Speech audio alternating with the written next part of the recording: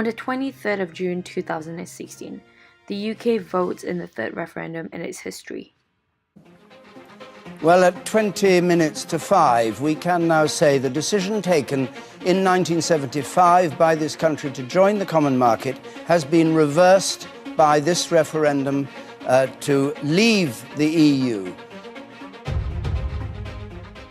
Since then, the countdown to Brexit begins with negotiations on the withdrawal agreement and the future UK-EU relationship.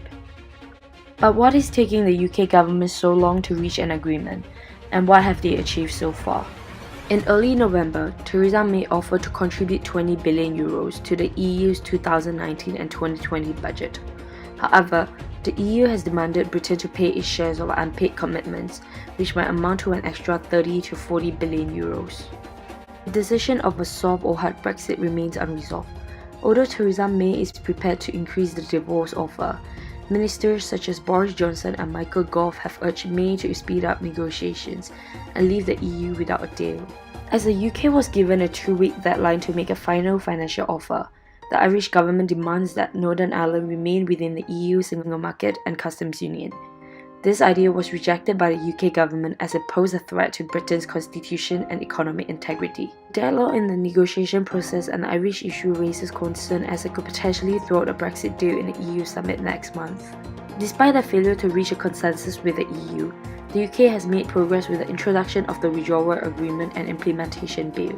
David Davis claims that the new bill, which will repeal the European Communities Act 1972, provides certainty and clarity and will be implemented following parliamentary proceedings. The bill ensures that workers' rights such as the EU's Worker Time Directive and Agency Directive will still be available in domestic law. EU citizens will be able to apply to remain within the UK through a user-friendly system at a low cost and could expect most of the applications to be approved.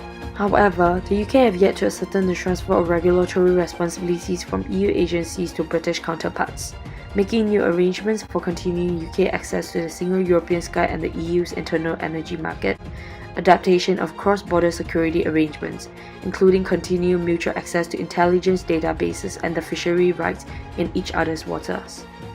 What will be the position of the UK after the Brexit negotiations? The EU Trade Commissioner states that once a deal has been struck and the withdrawal process is complete, the UK may determine its future relationship with the EU, remaining member states, and the rest of the world, whether the UK decides to join the EEA based on the Norway model or construct a free trade deal with the EU. Both options are economically inferior. The uncertain path in reaching an agreement on the Brexit bill points to some positive movement, but there's no doubt that Britain has a long way to go to withdraw from the EU.